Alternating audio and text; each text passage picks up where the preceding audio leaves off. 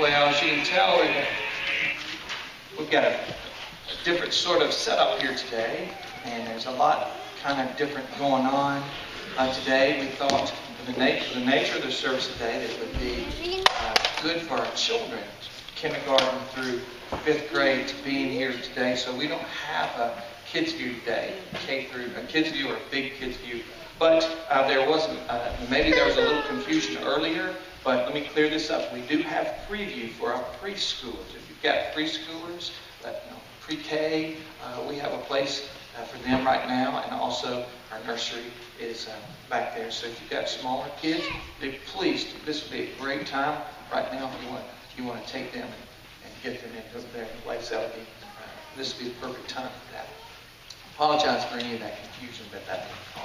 Well, like I said earlier, today is Palm Sunday, and this is the time when we celebrate in our Christian calendar Jesus' triumphant birth, His triumphant entry,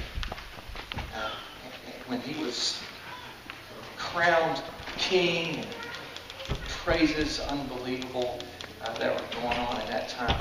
And I just like to sort of set the scene for you, what we're going to be doing today.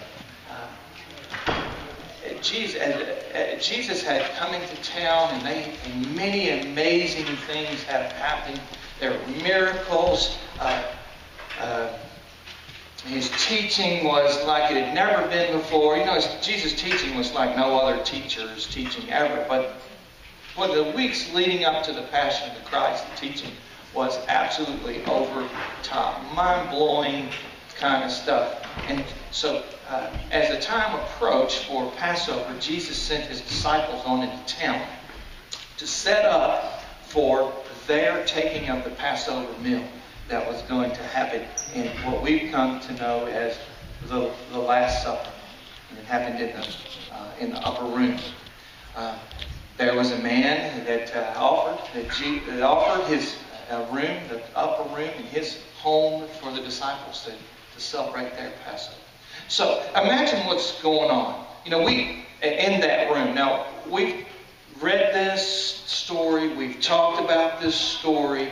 You've heard it preached about, and you've maybe read books about. But this sort of kind of angle of what's going on, I've really never thought about before. Think about this. Think about what was going on. What in that upper room. Okay, all the disciples are gathered. They think it's for Passover. They don't know, which was a celebrative sort of event in the life of Israel. Okay, and as they were remembering the Exodus all those centuries ago. Okay, so there's probably a buzz going on already. It's already that kind of event. And think about what the disciples had been a part of leading up to this event, what they had seen and what they had experienced. There was there were three really significant things that I think that probably the guys of Jesus' disciples were just still a buzz about. One was Jesus went into the temple one day. And, as at Passover, people were coming to do their sacrifices. And Jesus went in the temple, and He got a little irritated. And He began flipping tables over and running people, the money changers, out of the temple. Because you have to understand what basically this beautiful representation of this wonderful Passover time and the sacrifices that were to be made, looking forward to Messiah. This beautiful time in the life of Israel, and the sacrificial system had been turned into a way that the people who were in charge of the temple and people who were the religious leaders of the day, this really gets under my skin, but they had turned it into a way to extort God's people. See, you had to bring, if you brought your sacrifice with you, it had to be perfect. It had to be without blemish. It had to be without spot. Okay? Who told you that your sacrifice was okay? Well, the priests, the people in charge of the temple. Okay? And so you would bring your sacrifice in, and the priest would say yea or nay. Okay? And if your sacrifice didn't measure up, well, lucky for you, aren't you fortunate? We have some for sale over here, and just for 3 times their normal worth. You see the extortion that would go on? They would say, now look, you don't need, and then they would say, you don't need this inferior sacrifice. We'll just take that off your hands. We'll give it to the poor, whatever. And they would take it out back. They would gussy it up a little bit, and then they would put it in with the rest of the sacrifices that the priest said were okay. You see the extortion that was going on. Jesus was not mad at the people coming into the temple with a pure heart, seeking God. That's not what he was mad at. He was mad that they had turned his temple into a place of robbers. And he turned those tables over and he ran them out. Now you got to imagine, the disciples saw this. Jesus had never been really confrontational like that, ever, other than just as he would speak. He drew no punches back when he talked about the truth of God and being and living, worshiping God. He drew no punches back when he was talking to the Pharisees about being brood of vipers, about being whitewashed tombs, about being hypocrites. He called it like he saw it. Okay, but Jesus never turned any tables over. He made a whip out of some strips, and he was driving the people out. Now you got to imagine, all this time, Jesus had been telling the disciples, not yet, boys, not yet, not yet. Be calm, relax, be calm. Not yet, fellas. And at this point, the disciples are going, it's yet. It is yet up in here. Jesus had turned off some tables, and it's about to get on. And then the disciples were excited. He was giving it to the people who had been giving it to them their whole lives. So that had happened. And also, one day he was sitting in the house, and this is just how Jesus rolled. He was sitting in the house of Simon the leper. Now, you don't get a nickname like that for having oil of Olay skin. All right? He's Simon the leper. That's how Jesus did. He hung out with people like that. And he was hanging out with them, and they were having dinner. And a lady came in. Her name was Mary. And she had a jar, an alabaster jar, what the Bible called pure nard. Now, I don't know about you. Nard doesn't sound like something I want rubbed on me. But it was really, really special in Jesus' day. Oh, nard was a big deal. It was very rare. It was very expensive. If you used this was a precious gift. This was a gift passed down from generation to generation. You have to understand it's a perfume that a woman would wear on her wedding night or on the day of her wedding only. This was passed down from generation to generation. You're to only wear this on your wedding day. You just put a little. You just put a little on, right? I've seen you, girl. You sprayed in your hair. You just put a little, right? And it goes along. This is supposed to last a long. It's a gift that you pass down from generation to generation. Do you understand the preciousness of this gift? The Bible says that gift alone costs 300 denarii. 1 denarii was a day's wage. This jar, alabaster jar of nard, cost a year's salary. What do you make in a year? That's how much this jar cost. And it was a precious gift. And she came in and she opened it and she poured every bit of it onto Jesus. She rubbed it in his hair. She rubbed it all over him. You are precious. You have set me free. You've looked at me the way no man has ever looked at me. You with purity and a purity of your heart. You've looked into my soul. You've seen who I am, because she was not a lady with a great reputation. You've seen who I am, and you've loved me the same. You've called me holy. You've called me clean. You've called me a child. And I will give you the most precious thing that I have. The disciples had seen this. They witnessed that. I imagine that day, that evening in the upper room, they were talking about the tables getting turned over. They were talking about what goes on in the heart of somebody that they would give that kind of gift so extravagantly to our teacher, to our rabbi. And then, if that wasn't enough for them to talk about, how about the triumphal entry into Jerusalem? Jesus was getting ready to come in town, and he sent a couple of disciples into town. You're going to go in. Right when you get into town, there's going to be a donkey with a colt that's never been ridden. You just untie it and bring it to me. If anybody asks you, just tell them that your Lord needs it, and I'll bring it back. Jesus doesn't seem like somebody who's going to go back on his word, right? So they went in town. They got this colt. They brought it back. They took their cloaks off. This colt had never been ridden before. They took their cloaks off. They laid it over the colt's back, and Jesus began to come down into Jerusalem. And spontaneously, people were running out and shouting and raising their hand. The King, Hosanna, Messiah, the Christ has come. That wasn't good enough. They couldn't raise their hands high enough. So they went and started tearing branches off palm trees and waving them in the air. Oh, it wasn't St. Patty's Day. But so much more. They were screaming to the tops of their voices, and they didn't even want the colt's hooves to touch the ground. The Bible said that they took their cloaks off. The people it said a multitude gathered. And you know, we've talked about what a multitude is. It ain't a few people.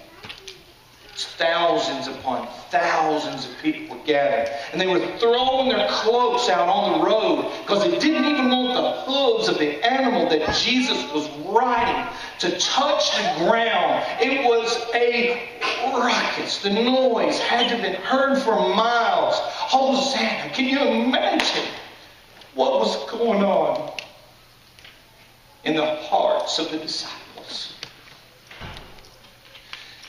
He's here.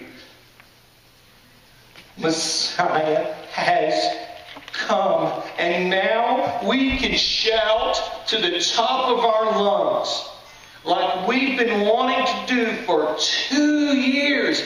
And Jesus said, "It's not yet, not yet." Well, today is yet. And I'm going to shout. Ain't no rock going to cry in my place.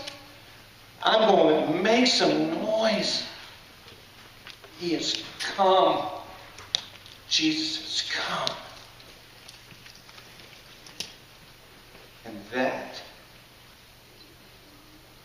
must have been on their hearts and minds when they were in that room. Passover. You know, I went yesterday down to Alabama. And I know some of you are like, I'm sorry you had to go there. But it's where my family is. I went down to Alabama. My Aunt Irene, turned 95 yesterday. And I got to go and see her. And for her 95th birthday, and our family was gathered from all over the place, right? And this room was just filled. And we had this excitement of people that we hadn't seen in a long, long time. And I just felt like I'd start this conversation with this cousin, and I'll be like, "Oh, wait a minute, there's that cousin," and I'd want to go over there. And there was this excitement, and there was this loud kind of clamoring going on as everybody was doing the same thing, and we were just all these conversations going on, and it just this party-like. Well, it was a party. It was her surprise birthday party. This party atmosphere going on, this excitement and this joy. I can only imagine what it was like in that room that night. man, can you believe what we've experienced? Not over these past 2 years, that would be enough. But these last couple of weeks have been nuts. And here we are at Passover. Life couldn't be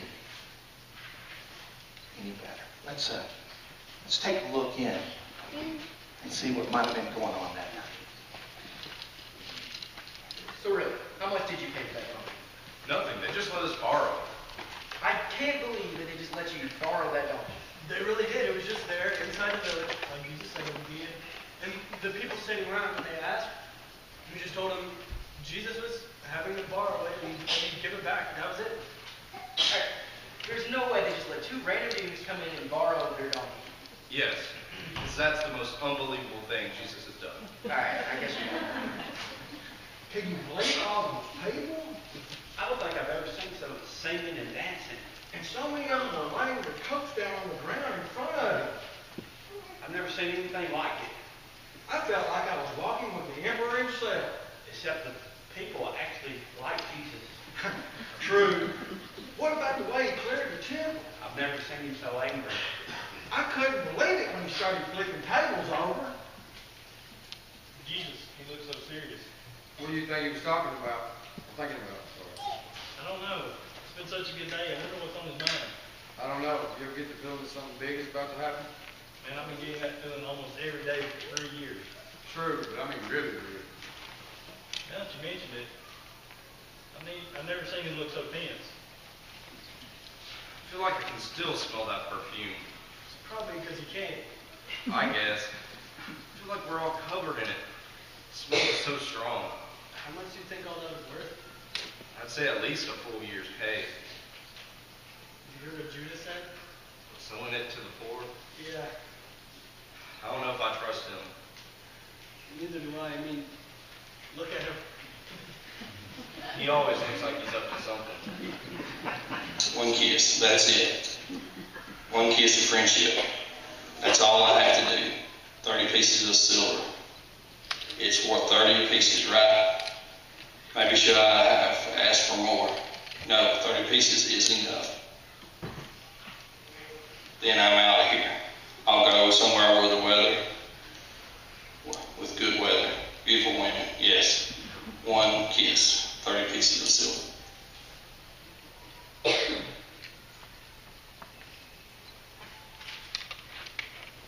Now think about it.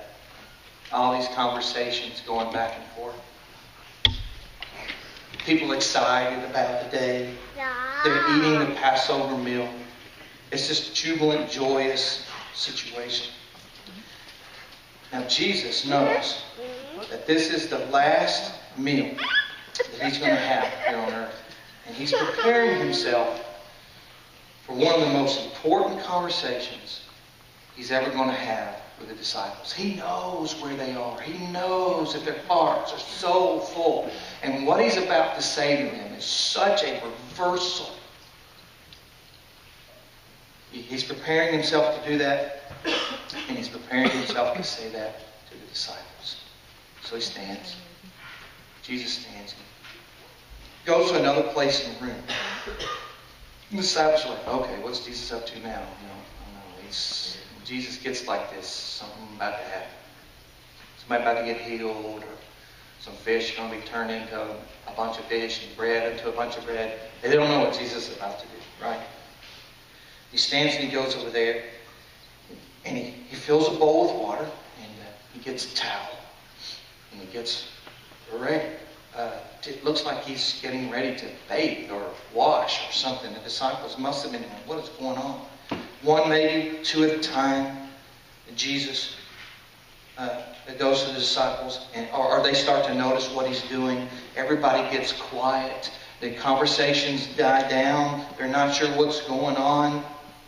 Jesus walks back towards the group and kneels beside one of them. And he begins to wash their feet, one by one. And you got to understand, in Jesus' day, this was a common courtesy that was afforded to people. And it didn't matter if you're rich, poor, whatever.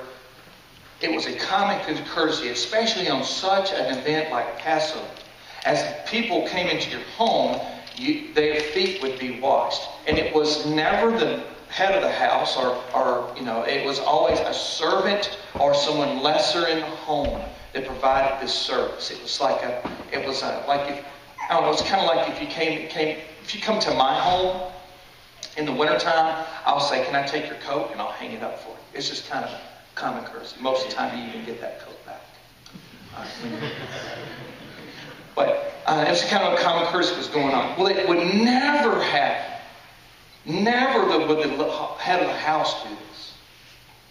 It was something for a servant to do. So Jesus, and they would never think that their teacher, their rabbi, the Son of God, they had come to realize who He was. Never would they think that Jesus would wash their feet.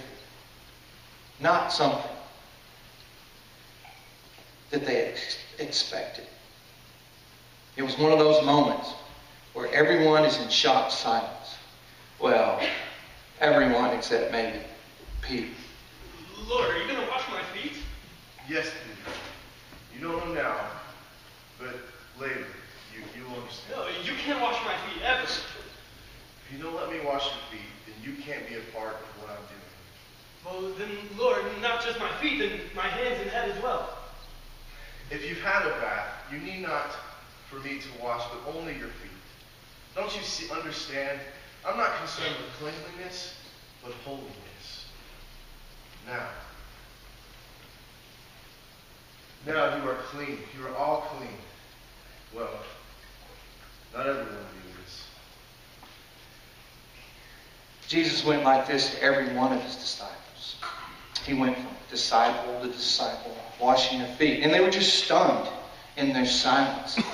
What is going on? You can imagine there was this huge, joyous, celebrative environment going on in the room. And all of a sudden, it comes down to this. The King of Kings, the Lord of Lords, the Son of God is washing my old nasty, crusty, stanky feet.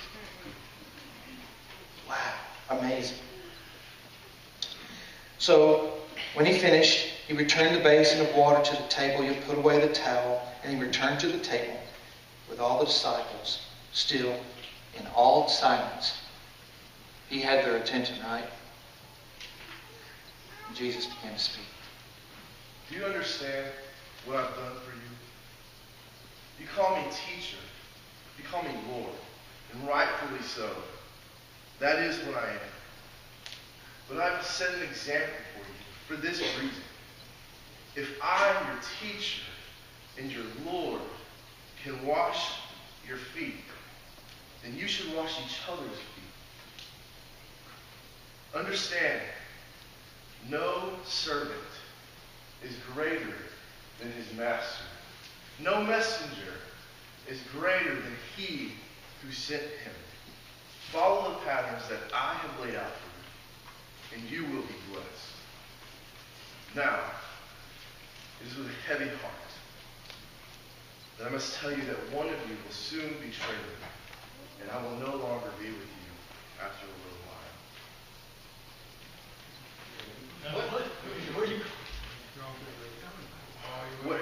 Where I'm going, you cannot follow, but one day you will.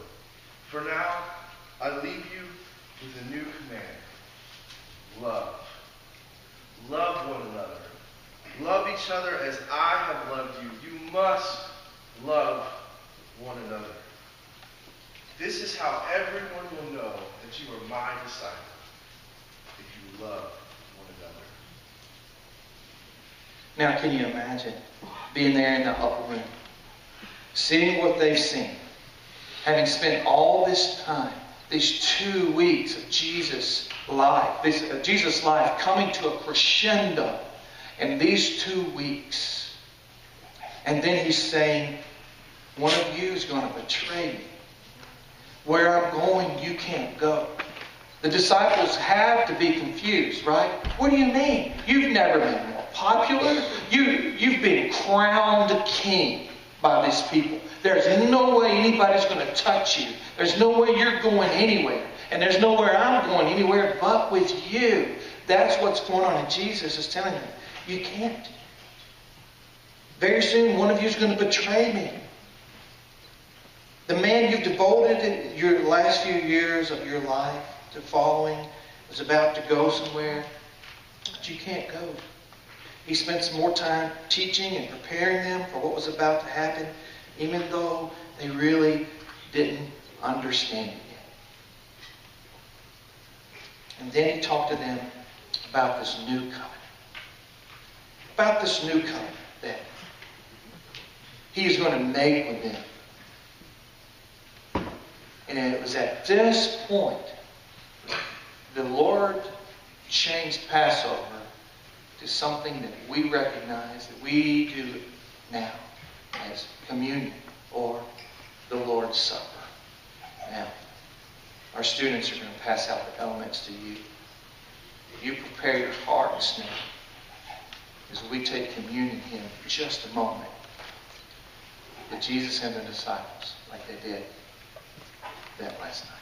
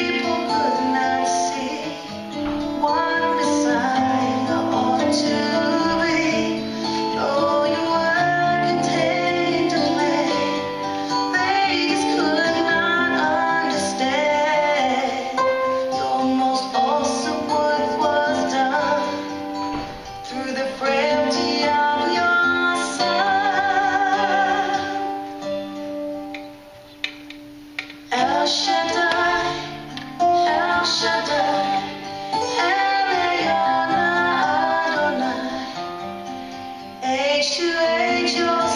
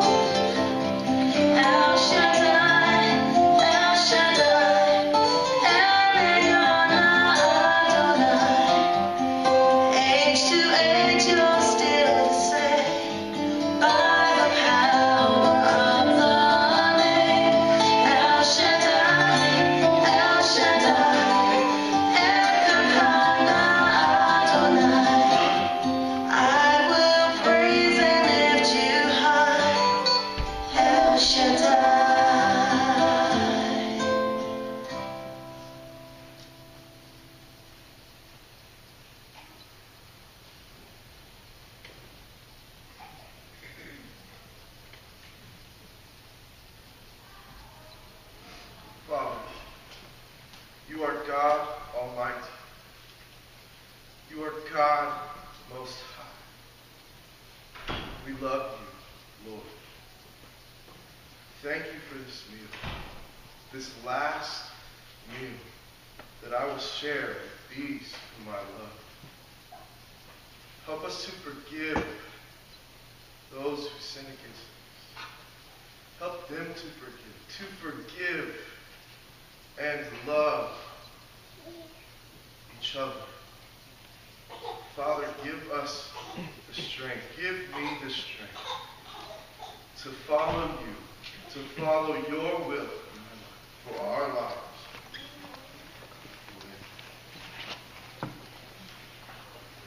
Take this bread. It is my body, which I give for you. Do this, that you will remember what I am about to do for you.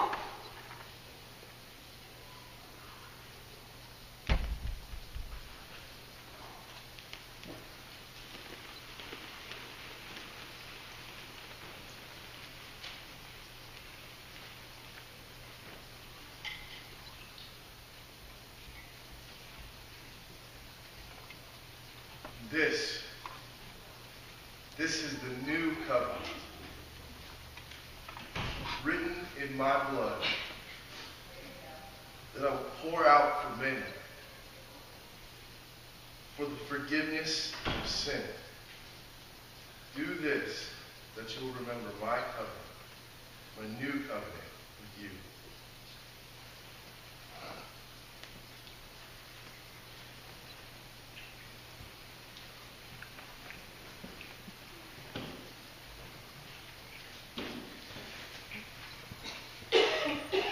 After the meal was over and Jesus had finished sharing some more with them, they left the upper room, and they went on about their evening's activities. Jesus ended up praying in the garden that night, and which began the rest of his passion.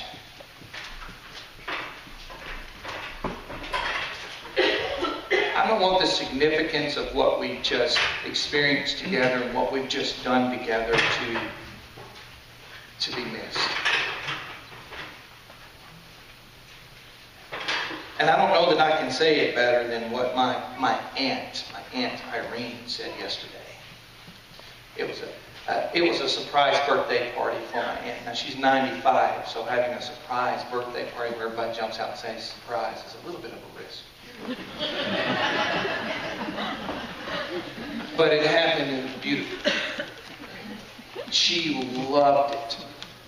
And the whole day, the whole party was about Aunt Irene and the gifts and her kids and great and nieces and nephews and great nieces and nephews and great nieces and nephews, just generations of her family coming to her, sitting in her lap, and she loved them and hugged them and spent special time with every one of them. Then there wasn't just one cake. When you turn 95, you don't get one cake, you get 3 cakes. And when you're 95, if all you want to eat is cake, that's what you eat. And so it was this wonderful meal, and there's cakes, and it's beautiful, and it's all about Aunt Irene. And then we watched this video about my aunt's life. Now, my aunt has been married 3 times. She outlived all 3.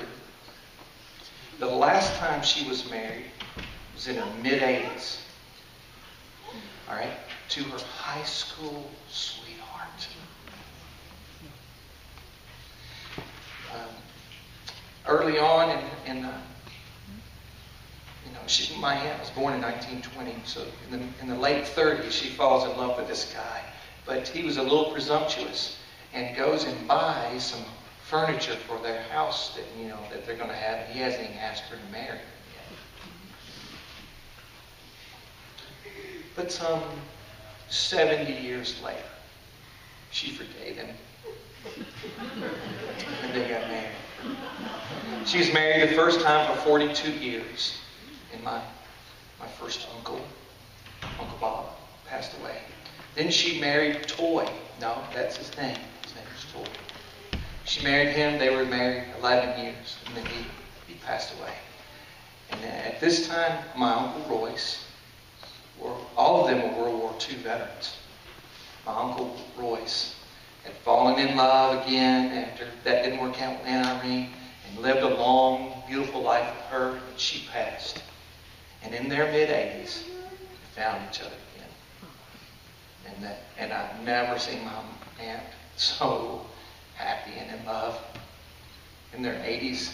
And they just went and did, and cruised in Hawaii, and just blah, blah, blah. And then in their 90s, he passed. I don't think she has any plans to marry again. But you can imagine watching this video about her life. And a 95-year life takes a minute to get through. Okay? And we're just crying and laughing and loving this thing. And the whole day is all about Aunt Irene and a life well lived. Okay? And then at the end of the video, it was Aunt Irene's time to talk. And she stood with her walker. She turned it around and she looked at us. She looked at us and said, I love my family,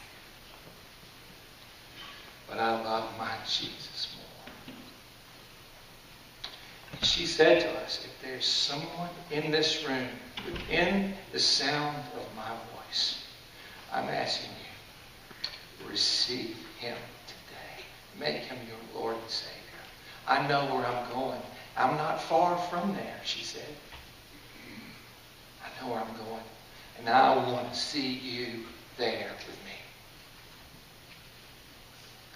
So my invitation to you is the same. If you're within my sound, if you're within the sound of my voice, and you've not received this Jesus that gave his body, gave his blood, gave his life for us, that we're going to celebrate this week, this holy week, I'm asking you to receive him today. You don't have to know what that all looks like. You don't. Our band is going to come and lead us now. And you don't have, and as they're coming, think of this. You don't have to know what it all looks like. All right? You don't.